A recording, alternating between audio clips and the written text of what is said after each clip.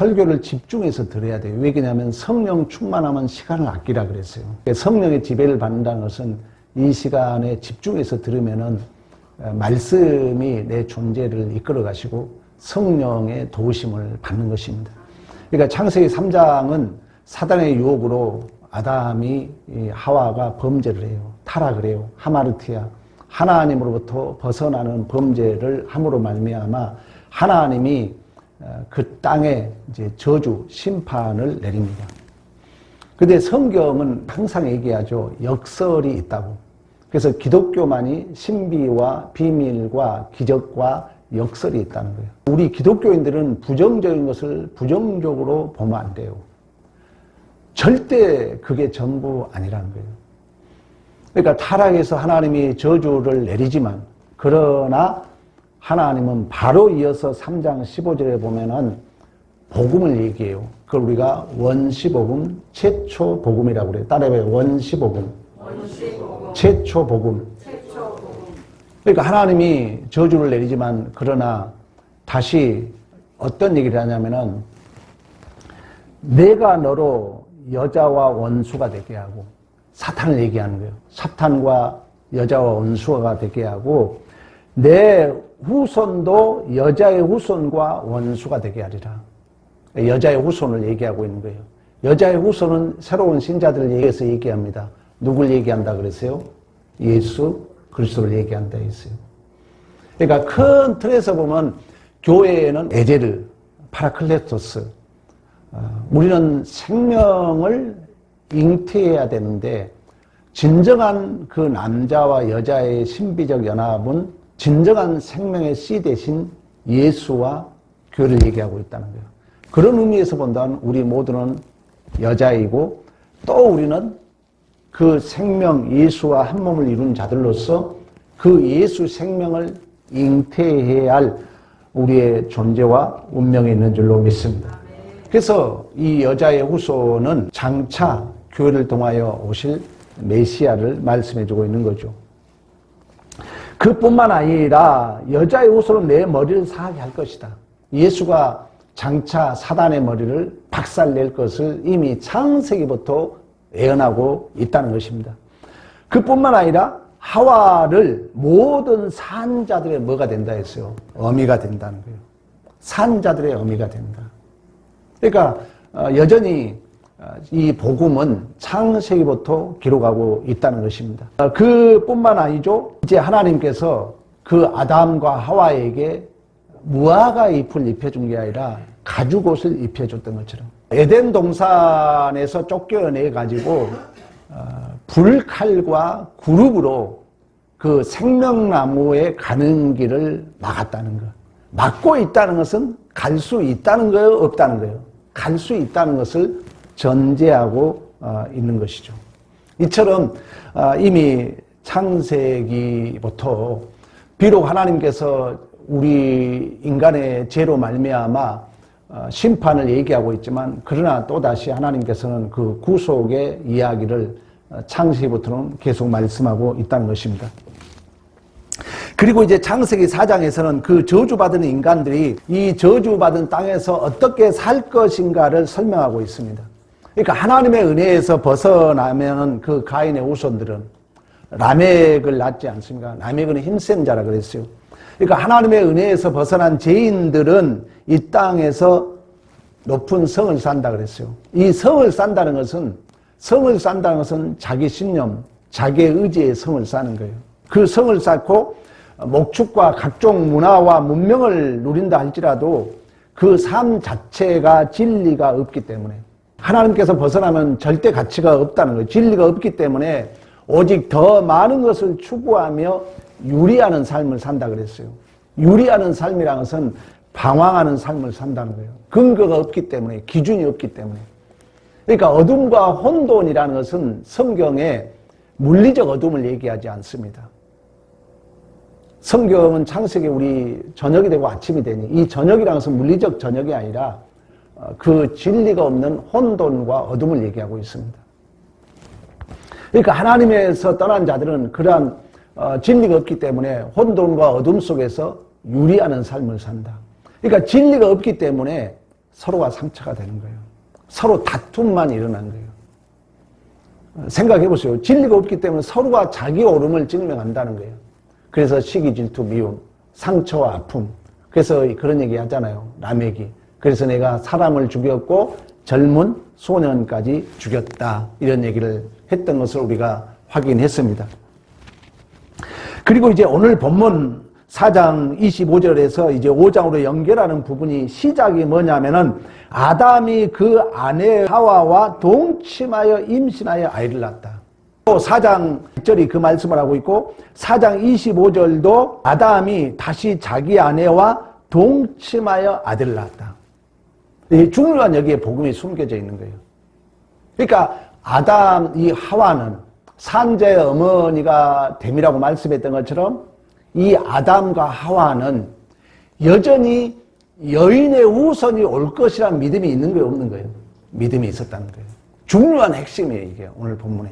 여전히 그러한 여인의 후손을 하나님께서 주겠다는 그 믿음이 있었기 때문에 계속해서 창세기 4장 1절 마지막 절이 아담과 하와가 에덴 동산에 쫓겨나서 할 수 있는 일이 바로 동침하여 아이를 잉태했다는 거예요. 설마 여인의 후손이 주겠지 하고 동침해서 애를 낳은 거예요. 그러니까 모두 인류는 하나님을 거역함으로 말미암아 죽음의 운명에 있었지만 믿음이 있는 자는 누구를 기대하고 산다고요? 여인의 후손을. 여인의 후손의 그 약속을 믿고 기대하고 사는 줄로 믿습니다. 오늘날 우리들도 마찬가지죠.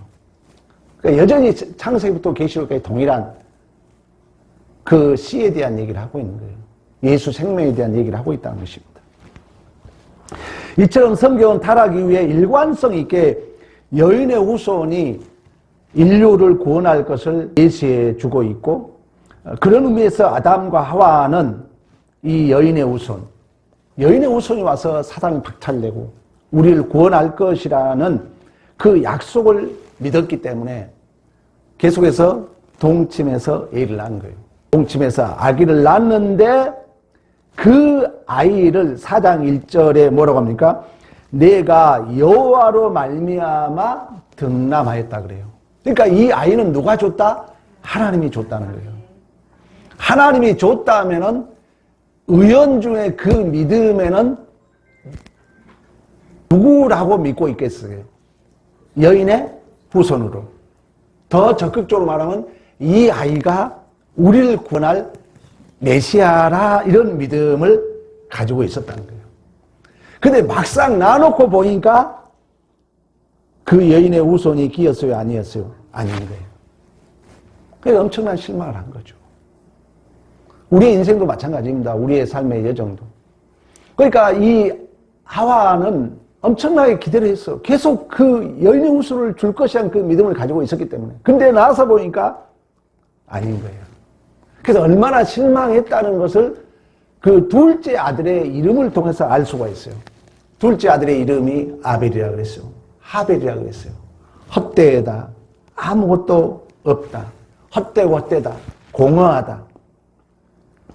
그러니까 여러분 그 하와의 마음을 좀 이해할 수 있잖아요. 첫째 아들을 기대하고 낳았는데 이 첫째 아들이 동생을 죽인 거예요. 그리고 집을 나가버릴 거예요. 우리의 어떤 신앙의 현실을 보여주고 있다 해도 과언이 아닙니다. 첫째 아들을 그 믿음 속에 낳았는데 낳아놓고 보니까 이 첫째 아들이 기대했던 여인의 후손이 아니었던 거예요. 아벨을 죽이잖아요. 그뿐만 아닙니까? 집을 나가서 유리한 자가 된 거예요. 그리고 둘째 아들은 안타깝게도 큰아들에 의해서 죽임을 당하는 거예요. 그러니까 어떻게 보면 우리가 살아가는 현실을 저대로 보여주고 있는 거예요. 그리고 첫째 아들이 세운 성이 에노스성이잖아요. 그리고 그 후손들이 문명과 문화를 발달하고 잘 살아가는 줄 알았는데 들려온 얘기는 뭐예요? 맨날 상처, 아픔, 그리고 사람을 죽이는 시기, 질투, 미움. 이런 이야기를 들으면서 아마 하와는 그런 말이 있잖아요. 부모를 먼저 보내면 뭐 산에 묻고 자식은 먼저 보내면 어디에 묻는다고 그래요? 가슴에 묻는다 그러잖아요. 우리의 신앙생활이 여러분이 현실을 제대로 이해하라는 거예요.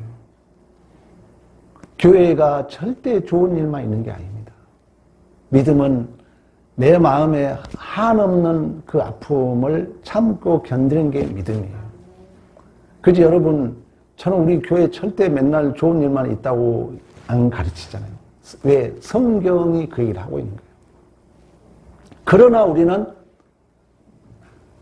아담과 하와로 말하면 여인의 후손을 기다리고 살아가지만 우리 입장에서는 다시 오실 누구를 기다리며 사는 거예요.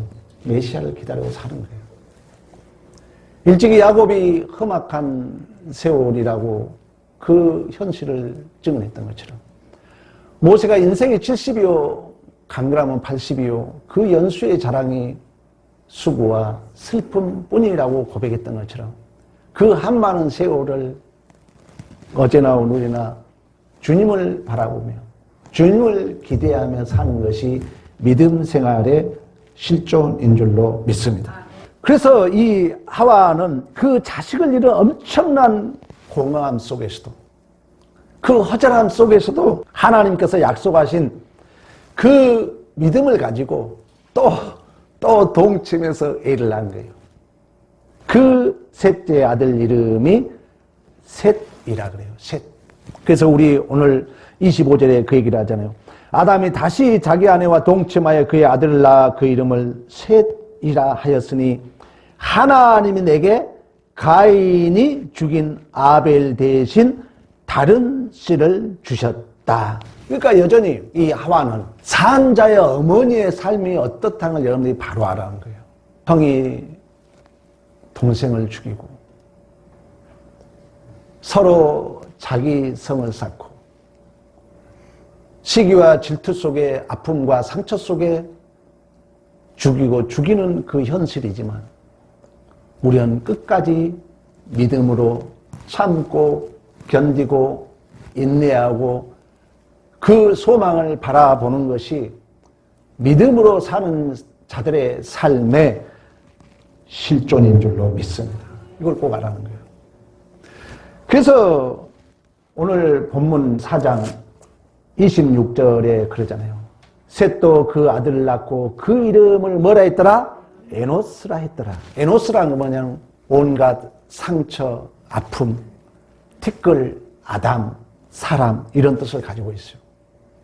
그렇지만 그 믿음이 있기에 자, 우리 하나님이 다른 씨를 줬다는 이제 믿음을 가졌어요. 이 확신을 가졌기 때문에 그때부터 누구의 이름을 부르다고요?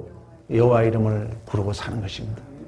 여러분의 삶의 현실도 맨날 좋은 일만 있지 않다니까요. 여전히 이 세상은 죄가 관영한 세상 속에 험한 세월 같은 수고와 슬픔뿐인 것 같은 그 삶을 살아가지만 우리는 믿음이 있는 자들은 그 현실을 바라보는 것이 아니라 누구 때문이요 무엇 때문이라고 핑계와 원망할 것이 아니라 여호와 이름을 부르면서 여호와 이름은 지난주 설교 여러분 들으셨죠? 반전이 있는 그 하나님, 그 모세 앞에 나는 스스로 계신 하나님, 아브라함의 하나님, 이삭의 하나님, 야곱의 하나님, 요셉의 하나님이 나의 하나님 되심을 믿고 그 주님을 바라보고 사는 것이 믿음의 실존인 줄로 믿습니다. 이처럼 하나님의 형상을 이어받은 믿음의 계보는 여러분 이 땅에 어떤 삶의 현장이 주어진다 할지라도 어떤 삶의 사건을 직면한다 할지라도 그 모든 것들은 선악간을 따먹는 죄의 증상으로 절대 우리 믿는 자들은 누구에게 원망하지 않는다는 거예요. 핑계하지 않는다는 거예요. 혀를 깨물어야 돼요. 누구를 원망하고 싶을 때, 누구를 핑계하고 싶을 때 여러분 혀를 깨물고 연의 후손을 바라보는 게 신앙생활이에요. 그 연의 후손을 바라본다는 누구를 바라보는 거예요? 예수를 바라보는 거예요. 유다 배너 이야기를 내가 자주 얘기하고 있는 것처럼 구원의 서정을 유다 배너처럼 잘 설명해 준 영화가 없어요. 그래서 많은 목회자들이, 어떤 목회자는 한 달에 한 번씩 그 영화를 본다고 그래요. 여러분들의 그 마음의 상처, 아픔을 해독할 수 있는 유일한 길은 예수 그리스도밖에 없는 줄로 믿습니다. 그래서 여러분들이 이러한 생명을 잉태하기 위해서, 제가 우리 금별이, 금차이, 금석이 세 아들은 저도 어린 시절이었어요. 그때는 30대니까 잘 몰랐어요. 근데 이제 나이가 먹고 우리 손녀가 태어나니까 너무너무 좋은 거예요. 그런 것처럼 교회 안에서도 생명을 잉태하는 것보다 더 소중한 게 없습니다. 그러면 이 생명을 잉태하기 위해서는 이제 우리가 교회 생활하다 보면 여러 가지 또 부딪힘도 있어요. 부모가 자식을 낳으면은 자식이 잘못할 때마다 누구 탓합니까? 누구 탓해요? 자식이 잘못하면 부모는 누구 탓하죠? 부모는 누구 탓해요? 내 탓하는 거예요. 그렇지. 자기 탓하는 거죠. 우리도 그런 마음을 이제 가져야 된다는 거예요. 생명을 잉태하기 위해서는 절대 누구 탓하면 안 돼요. 모든 걸 누구 탓이라고요? 내 탓이요. 내 탓이라는 거죠. 천주교는 나 때문이라고 3번씩 가슴을 치더라고요. 근데 우리 기독교는 그렇지 못한 부분은 아쉬워요. 이제 우리는 그래야 된다는 거예요. 생명을 잉태하는 부모만이 그 자식의 허물을 봤을 때 누구에 원망하지 않습니다. 누구에 핑계하지 않습니다. 나 탓이요, 내 탓이요, 내 가슴을 치는 것처럼 우리가 생명을 잉태하기 위해서는 그러한 삶으로 용서해주고 참아주고 인내하고 십자가 사랑을 실천해야 될 줄로 믿습니다. 그래서 기독교만이 비밀이 있고 신비가 있고 기적이 있고, 제가 제일 좋아하는 단어 반전이 있는 줄로 믿습니다. 반전이 있다는 거예요. 기독교만이. 하나님이 이처럼 여러분, 그러면 왜 이러한 긴긴 해산의 고통을 감당하고 있는 인류에게 여인의 후손을 그럼 빨리 주지 않았을까? 이런 우리가 의문을 가질 수 있잖아요. 왜 하나님은 그 실체를 금방 여인의 후손이 와서 우리를 구원해 주면 얼마나 좋겠습니까? 그러나 여러분은 어제나 오늘이나 기다리고 기다릴 수밖에 없는 이 현실을, 긴긴 광야를 허락한 이유는 반드시 하나님께서 우리를 구원하는 그 구원의 원리는 믿음의 원리인 줄로 믿습니다. 믿음의 원리라는 믿음의 원리. 믿음은 바라는 데 실상이잖아요.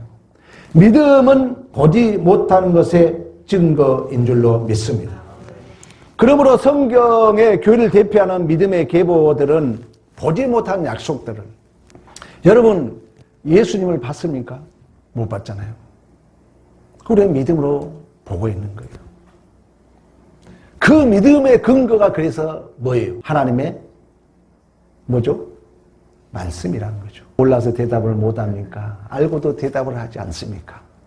저는 설교자로 답답할 뿐입니다. 믿음은 들음에서 난 줄로 믿습니다. 믿음은 들음에서 나고 그 들음은 하나님의 말씀이잖아요. 말씀이 하나님이고 말씀이 태초부터 계신 줄로 믿습니다. 그러니까 우리가 실질적으로 하나님을 볼 수 없어요. 믿음은 뭐냐? 보지 않고 믿는 거예요. 말씀을 통해서. 그 원리를 우리에게 구체화, 실체화시키기 위하여 하나님은 긴긴 세월을 줬다는 것입니다. 그래서 믿음이 있는 자의 가장 중요한 것은 기다려요. 가장 중요한 기다리는 거예요. 윤리도덕주의를 제가 비판했던 이유가 뭐였어요? 답을 그때 다 내리려고 하지 말라는 거예요. 뭔 일이 있을 때 그때 모든 답을 내리지 말라는 거예요. 우리는 기다려야 돼요. 왜? 반전이 있기 때문에. 반전이. 근데 우리가 잘못하게 되면은 그 당시에 모든 답을 내리려고 하다 보니까 여러분도 상처를 받고 남까지 상처를 준다는 거예요. 그리고 그 다음 일을 못하게 해박나버린 거예요. 그래서 우리가 믿음은 가장 중요한 게 뭐라고요? 기다리는 거예요. 우리 한번 찾아봅시다. 하박국 우리 2장 3절로 가보면. 빨리 찾으신 분은 몇 페이지라고 가르쳐 줍니다.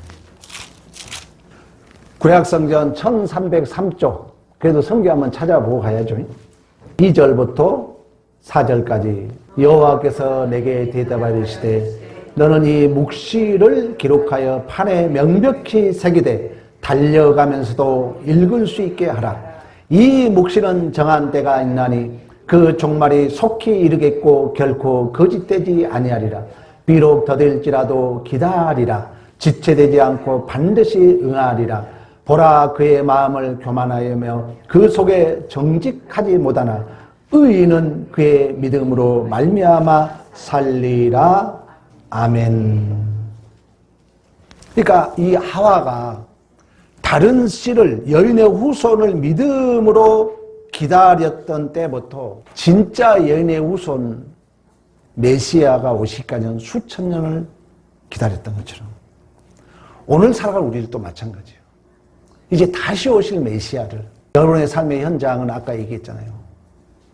서로가 자기의 성을 쌓고 상처와 아픔 속에 시기와 질투, 죽이는 그런 삶의 현실이지만 우리는 이 모든 것을 봤을 때 누구 때문이라고요? 나 때문이라는 가슴을 치며 다시 오실 메시아를 바라보고 기다리는 것이 우리의 믿음인 줄로 믿습니다. 꼭 여러분들이 기억해야 돼요. 기다리는 거예요. 조급함은 망칩니다. 이처럼 이 땅에 재림 예수를 기다리는 하나님의 형상 모양의 삶은 수많은 시련 속에 기다린다는 말은 또 다른 역설은 나 때문이라는 거예요. 부모가 자식의 어떤 허물을 보면 누구에게 원망할 수 없잖아요. 나 그래서 우리 자녀들 앞에 여러분 무릎 꿇는 거 봤죠. 우리 교인들이 내가 얘기합니다. 여러분 자녀들하고 얘기할 때마다 미안하다는 얘기를 자주 해줘야 돼요. 우리 부모들은, 우리 어머니들은 사실 그렇잖아요. 생명은 가장 중요한 게 사랑이거든요. 근데 먹고 살다 바쁘다 보니까 정말 사랑을 실천 못했잖아요. 그리고 사랑을 우리 못 배웠잖아요. 근데 우리는 하나님을 만난 자들은 진정한 사랑을 배운 줄로 믿습니다. 이제 하나님의 사랑을 받고 나니까 성령은 세 가지를 해준다 했어요. 조명을 해줘요. 조명을 받고 나니까 내가 잘못했다는 게 이제 자각이 된 거예요. 여러분 자녀 생각은 미안하잖아요. 자녀들에게 돈만 준 건 그거 아니에요. 사랑을 해줘야 되는데 우리가 잘 실천 못했잖아요. 근데 어느덧 이제 나이는 먹었고 사랑을 받을 그 어린 시절 다 커버렸고 지금 사랑한다고 우리 금석이 별로 이렇게 감동도 못 받고 그래도 여러분들이 자녀 앞에는 항상 미안한 마음을 가져야 돼요. 우리 믿는 자들은. 왜? 모든 것이 누구 탓이니까? 내 탓이니까. 그런 의미에서 오늘 성경이 이제 5장에 가면은 계속해서 뭐였더라가 반복되고 있습니까? 우리 다시 본문으로 가봅니다.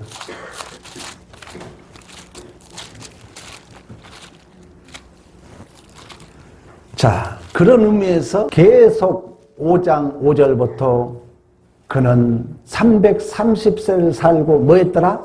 죽었더라. 8절에도 계속 죽었더라, 죽었더라. 이제 내가 죽어져야 된다는 거예요. 내가 죽어야 된다는 거예요. 뭘 하기 위해서는? 생명을 살리기 위해서는. 생명을 낳기 위해서는. 그러나 이 모든 역사의 주인은 5장 1절 2절 봅니다. 5장 1절 2절. 그러나 여전히 이 모든 계보의 주인은, 계보의 주체는, 계보를 이끌어간 시조는 아담이 아니라 누구라고요? 하나님이라는 거예요. 하나님. 우리의 모든 역사의 주인은 하나님이라는 거예요.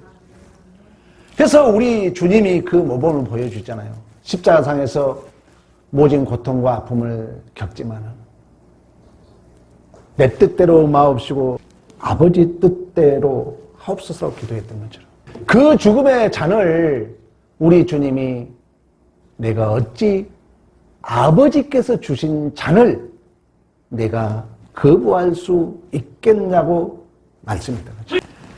이 땅의 신자의 삶이라는 것은 이처럼 우리의 진정한 시조이시고 조상이신 그 하나님께서 원수를 살리기 위하여 자기 목숨을 버리셨던 것처럼 그 형상이, 그 모양이 우리들에게도 심겨졌기 때문에 진정한 하나님의 형상의 모양의 실체이신 예수님께서 높고 높은 보좌를 버리시고 사람의 형체, 종의 형체를 가지고 죽기까지 복종하심으로 하나님 앞에 영광이 되었던 것처럼 우리도 그러한 삶을 살아야 될 줄로 믿습니다. 그랬을 때 생명은 잉태된다는 거예요. 이제 누구 탓할 수 없습니다. 다 내 문제예요. 내가 죽어지고 내가 부인되고 내가 손해보고 내가 좀 바보가 됨으로 말미암아 죽어가는 생명을 살리는 것이 여인의 후손을 기다리는 진정한 신자들의 실존의 삶인 줄로 믿습니다. 오늘도 여러분 이 창세기를 공부하면서 특히 하나님을 떠난 자들이 어떤 삶을 산다는 것을 여러분들이 아는 자들로서 여러분의 공동체 안에 가족에서나 교회에서나 생명을 잉태한 자는 그 어떤 현상과 어떤 그 증상을 직면했을 때 절대 누구 탓하지 않는다. 나 때문이다. 내가 죽어야 할 자다. 그래서 이제 계보가 연결되면서 5장의 다음에 다시 에녹과 더불어서 설명을 다시 하겠지만 죽었더라, 죽었더라, 죽었더라가 반복되고 있는 것을 볼 수가 있습니다. 우리의 믿음의 우리 선배, 우리 한국에도 손양원 목사를 우리가 자랑을 여긴 것처럼 여러분이 좀 손해를 보고 내 의가 기각당하고 내가 좀 바보가 되고 내가 죽어짐으로 말미암아 진실로 생명을 살려내는 하나님의 모양과 형상의 계보를 이어가는 믿음의 승리가 여러분의 존재와 인생 속에 확인되어지는 복 있는 삶이 되기를 간절히 축복합니다. 우리